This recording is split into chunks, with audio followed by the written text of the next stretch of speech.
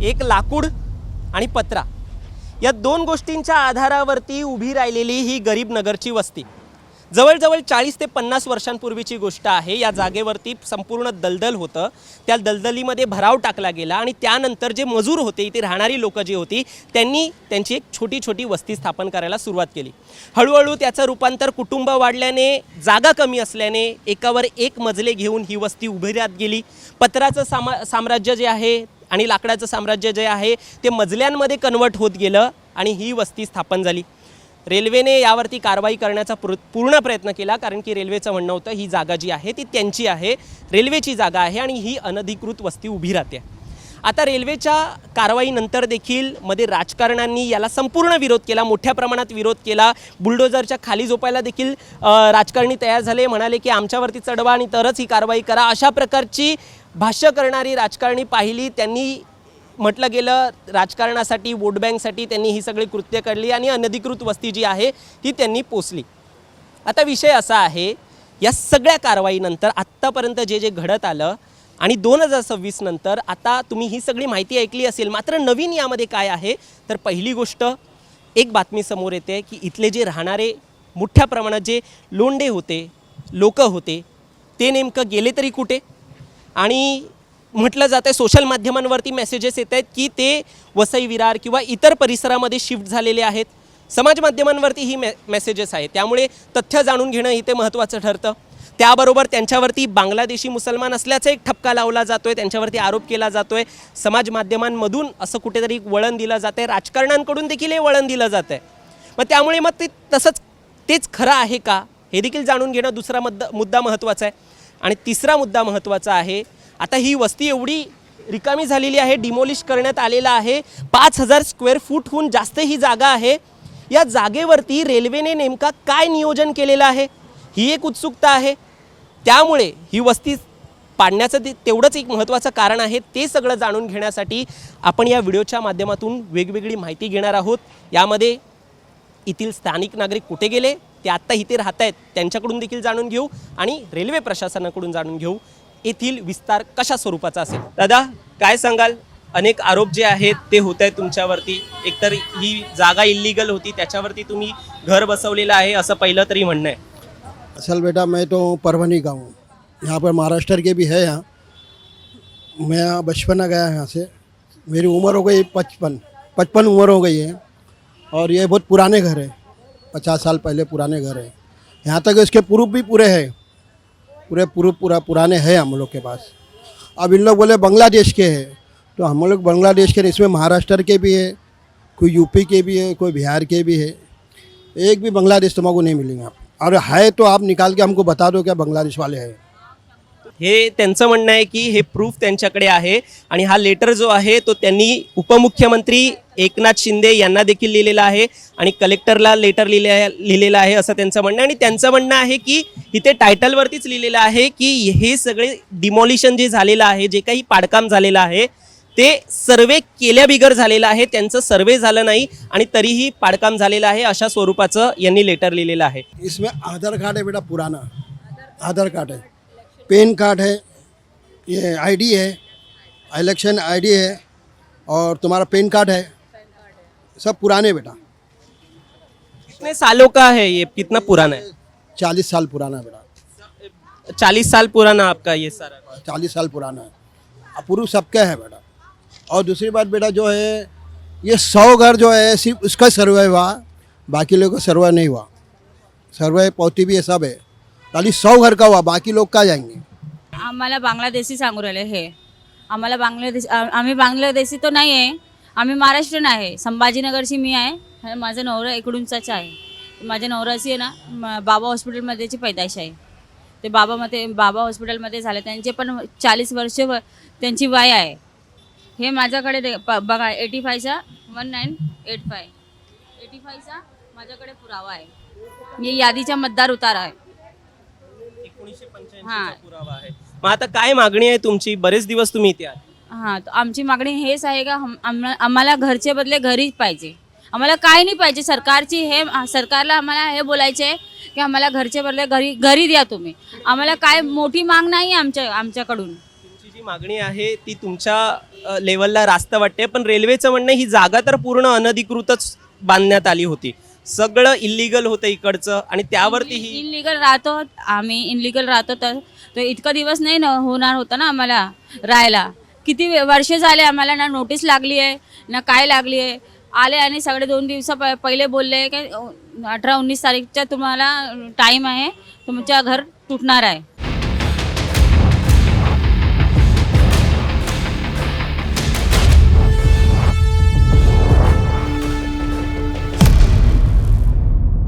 एकूणच गरीब नगर ही जी वस्ती आहे त्याच्या अनधिकृत बांधकामावरती आणि त्याच्या तोडक कारवाईवरती राजकीय रंग देखील लागलेला. मात्र याला राजकारणाच्या दृष्टीने कसं पाहिलं पाहिजे यासाठी आम्ही यशवंत किल्लेदार जे आहेत, मनसेचे नेते आहेत, त्यांच्याकडे आपण बातचीत करणार आहोत. जाणून घेऊया त्यांचं या सगळ्यावरती काय मत आहे. काय झालं आहे, मुंबईमध्ये कोणीही यायचं, झोपड्या बांधायच्या, मग सरकार त्यांना मताच्या लाचारीसाठी त्यांची कट ऑफ डेट जी आहे, आता काहीतरी पूर्वी कशी होती 95ची होती, 95ची नंतर 2001 झाली, 2001ची नंतर 2005 झाली, 2005ची आता 2011 झाली. सरकार देखील मताच्या लाचारीसाठी ही कट ऑफ वाढवते आहे. म्हणजे मुंबई काय आवजाव घर तुम्हाला, कोणी यायचं, झोपड्या बसवायच्या, त्यांना माहिती आहे फुकटची घरं मिळतात. आणि जे घाम घालतात टॅक्सपेयर आहेत त्यांना कधी कोणी घराच्या बदल्यात दुसरी घरं देत नाहीत, परंतु ह्या झोपडपट्टी धारकांना घराची बदल्यात घरं मिळतात. आता हा जो काही मेसेज गेलेला आहे परराज्यांमध्ये, तो मेसेज गेल्यामुळे परराज्यातली लोक मोठ्या लोंढेच्या लोंढे इथे येत आहेत, झोपड्या बसवत आहेत. त्यांना माहिती आहे की काही कालांतराने हे मला लीगल होणार आणि मला इमारतीमध्ये घर मिळणार. हे कुठेतरी थांबलं पाहिजे. राज्य सरकारने देखील ह्या 5-5 वर्षे वाढवण्याची ही जी काही प्रथा आहे ती बंद केली पाहिजे आणि हा झोपड्या हा विषय कायमस्वरूपी निकालात काढला पाहिजे. आता मी सध्या त्या जागेवरती आहे जिकडे एकूणच 100 ते 140 घरं जी आहेत, जी पात्र ठरवण्यात आलेली आहेत, त्या घरावरती आहे. आता या घरांवरती पण कारवाई झालेली आहे. ही जर घरं आपण पाहतो तर ही पत्र्याची घरं आहेत, ज्याच्यामध्ये एकूणच लाकूड आणि अशाच स्वरूपाचं सामग्री वापरली गेलेली आणि एकावर एका घरावरती एक, दुसरं घर आणि तिसरं घर, अशा प्रकारे हे 3-3, 4-4 मजली वापरल्यामुळे, यांनी बनवल्यामुळे त्यांच्यावरती देखील तोडक कारवाईची कामगिरी झालेली आहे. त्याच्यावरती ती कारवाई झालेली आहे. आता यातील जे काही लोक आहेत त्यांची देखील तक्रार आहे की आमची घरं तोडताना काही गोष्टी जे आहेत ते रेल्वे प्रशासनाकडून किंवा सरकारकडून हे दुर्लक्षित झाल्या. त्यांचं म्हणणं आहे आमची पात्र घरं असून देखील कारवाई झालेली आहे. नेमकं त्यांचं काय म्हणणं आहे हे देखील आपण जाणून घेऊया. हमारा पात्र रूम है, जब कोर्ट को तुमको ऑर्डर दिया कि तोड़ने के लिए, तो कोर्ट ने ऑर्डर मेरे को भी दिया ना कि पात्र जो है उनको पहले शिफ्टिंग दो. हर जगह का कानून है, सरकार ने कानून क्या बनाया कि पहले इनको शिफ्टिंग दो फिर उसके बाद. तो तुम लोग ने अभी क्या बोलता रेलवे, जो रेलवे के इंचार्ज है उसने क्या आया बोले अभी यहाँ जब साफ़ हो जाएगा तुम लोग को लाइट पानी अडानी ने बोला सब करके देंगे. कब करके देंगे? अभी यहाँ तो पानी का वांदा है, एक गिलास एक बॉटल पानी का वांदा पड़ रहा. तर त्यांचं अशा प्रकारचं म्हणणं आहे की एकूणच त्यांचं जे घर जे आहे ते पात्र आहे, तरी देखील काही प्रमाणात हातोडा जो आहे तो त्यांच्या घरावरती पात्र असूनही चालवलेला आहे. पण यामध्ये लेकिन इसमें सरकार का भी कहना है कि जो झुग्गी झोपड़ियाँ है वो 3 मंजिला 4 मंजिला नहीं होना चाहिए था, मतलब तो उसके वजह से आपके घर पे हथौड़ा चला है, वो भी बोल रहे हैं. वो देखिए बात ऐसा हो गया ना कि 3 माला जो बना था ना, तो उसके लिए हम लोग ने खुद बोला कि आप ऐसा बोल रहे ना, उसको हम लोग ने सब सोसाइटी में बैठ के आदमी हम लोग करवा के लेंगे. तो इन लोग ने सुनने को राजी नहीं. हम लोग ने कुछ झोपड़ा को छोटा करवा दिया. अब 3 माला था तो बड़ा फैमिली है तो 1+1 करने के बोला, तो 1+1 भी बोला नहीं. अब नीचे का चाहिए, ग्राउंड फ्लोर. अब ग्राउंड फ्लोर भी है तो देखो ग्राउंड फ्लोर का क्या हाल. ये सब है ना पूरा मैदान, फ्रीज कबाट सबके साथ में कर दिया. आता मी त्या जागेवरती आहे. या कारवाई दरम्यान याच पुलावरून, इथे मागे तुम्ही पूल पाहत असाल, या पुलावरून दगडफेक वगैरे पण झालेली. मात्र आता सध्या त्याच परिसरामध्ये जे इथे गरीब नगरमध्ये राहणारे लोक जी आहेत ती इथे सध्या इथे उन्हाच्या आडोशाला एक ताडपत्री बांधून बसलेले आहेत. आपण त्यांना विचारूया, काय सांगाल ताई, कारवाई झालेली आहे, तुम्ही आता उन्हामध्ये बसलेला आहात, कधीपर्यंत बसणार इकडे, कब तक बैठोगे? अभी जब तक देखो कुछ होता नहीं जब तक बैठेंगे. मतलब काय होणार, मतलब क्या होना बाकी है अभी? और अभी देखते हैं ना रूम का क्या ये लोग बोलते हैं क्या नहीं कर देखेंगे. आता अनधिकृत है, इलीगल बोल के आपको हटाया गया है, और क्या बोलेंगे मतलब फिर? अभी देखते हैं ना, 1-2 दिन रुकेंगे फिर चले जाएंगे अपने अपने। कहाँ पे जाओगे 1-2 दिन बाद? देखेंगे कितना ना कितना रूम लेना पड़ेगा ना। रेंटचं काहीतरी म्हणतायत, आपण त्यांच्याकडून जाणून घेऊया. काय म्हणतायत ताई, रेंटचा काय इश्यू आहे? ड्रेन के पे मतलब कोई नाला सुपारा कोई गोवंडी किधर किधर चले गए, जिनके पहचान वाले चले गए, जिनके नहीं इधर बैठे। म्हणजे गेलेत त्या बाजूला गेलेत, मग तुम्ही अजून किती दिवस बसणार इथे? मैं जब से टूटा हम लोग इधर से बसे, अब क्या मन बोलते जैसे भगाए, देखे कि भगाए तो ठीक है, नहीं भगाए तो पड़े रह गए। पण आता इथून तर ठेवून देणार नाही, तुम्हालाही माहिती इधर रुक के तो देने वाले नहीं है. तो कहाँ पे जगह दिखा है आपने? अब जगह तो नहीं ढूंढ रहे, कहीं ना कहीं मिल। कहाँ पे ढूंढे? अब मिला जहाँ मिला नसीब, फिर भी आप कहीं पे तो ढूंढते रहेंगे. जहाँ मिला आदमी लोग ढूंढेंगे, कहीं ना कहीं तो ढूंढेंगे। कहाँ पे गए, मतलब ढूंढने के लिए कौन से एरिया में अभी गए? कोई खेतवाड़ी गया, कोई किधर किधर उधर जा रहे ढूंढने के लिए, उधर भी इतना महंगा 1 लाख डिपॉजिट, 50,000 डिपॉजिट, उतना दे पा रहे हो आप? उतना नहीं है तो पड़े रहे, नहीं होता तो चले जाते थे ना भाई। आता आपके साथ में जो थे वो अभी फिर कहाँ पे गए? आपके साथ में बोल रहे कि अलग अलग एरिया में गए, कौन से एरिया है वो? सब गए, कोई गवंडी गया, कोई भिवंडी गया, कोई चुम्बुर गया, कोई कुरला गया, कोई आधे से ज़्यादा तो नाला सुपारा चले गए ले। नाला सुपारा में कहाँ पे ये जगह है? नाला सुपारा ये मेरे ख्याल से सब गए, कुछ ईस्ट में गए, कुछ वेस्ट में गए, समझे। सितारा बेकरी के पास गई है ज़्यादा कर भी। सितारा बेकरी, ये कहाँ पे है नाला सुपारा में? नाला सुपारा ईस्ट में आया सितारा बेकरी। ये संतोष भुवन साइड आहे क्या? हाँ वही साइड में। हाँ तर अशा प्रकारे संतोष भुवन देखील मोठ्या प्रमाणात जो आहे तो एरिया एक जो झोपडपट्टी टाईप असाच एक झुग्गी झोपडीसारखाच एक एरिया आहे, तिकडे गेल्याचं म्हणतायत. मग आता काय पुढे किती दिवस इथेच थांबणार? बस हम लोग भी ज़्यादा नहीं, 1-2-4 दिन रुकेंगे हम लोग, उसके बाद में हम लोग भी चलेंगे। घर का बंदोबस्त कर रहे हैं हम, थोड़ी जवान बच्चे लोग को लेके बाहर रोड के ऊपर रहेंगे हम। 2000च्या दशकात या गरीब नगरच्या वस्तीवरती मोठ्या प्रमाणात कारवाई झाली. या कारवाईनंतर देखील जे वस्ती आहे ती पुन्हा उभारण्यात येत होती. सुनील दत्त असतील किंवा प्रिया दत्त असतील यांनी मोठ्या प्रमाणात या वस्तीवरती कारवाई होऊ नये म्हणून प्रयत्न केलं. राजकारण्यांनी कुठेतरी या वस्तीला पोचलं असं म्हटलं जातं. आता या संपूर्ण 2026च्या कारवाईनंतर अखेर जी इथली गरीब नगरमधील जी वस्तीमधील लोकं होती ती आता काही ज्यांची घरं अपात्र ठरवलेत, ज्यांची घरं पात्र ठरवलेत, ते दोघेही अशाच पद्धतीमध्ये सध्या उघड्यावरती उन्हामध्ये बसलेले आहेत. पात्र लोकांचं काय एक तक्रार आहे ती आपण ऐकलीच, अपात्र लोकांची काय तक्रार आहे ती देखील आपण ऐकली. आता या संपूर्ण प्रकरणानंतर अजूनही ते आस लावून आहेत की प्रशासन आम्हाला जे सांगेल त्यानंतर आम्ही जाऊ. पण आपण प्रशासनालाच विचारूया नेमकं आता या वस्तीला घेऊन, तेथील लोकांना घेऊन पुढचा स्टेप, पुढची पायरी ही प्रशासनाची काय असणार आहे आणि या वांद्रे टर्मिनल्सचा एका प्रकारे विस्तार कशा प्रकारे होणार आहे. प्रशासनाकडून या संपूर्ण प्रकरणावरती प्रतिक्रिया देण्यासाठी मी रेल्वे प्रशासनाकडे आलेलो आहे. आपल्यासोबत आहेत CPRO विनीत अभिषेक सर. सर काय सांगाल, ही कारवाई झालेली आहे, किती वर्षापासून तुम्ही हा प्रयत्न करत होतात आणि अखेर ही कारवाई 2026ला होते?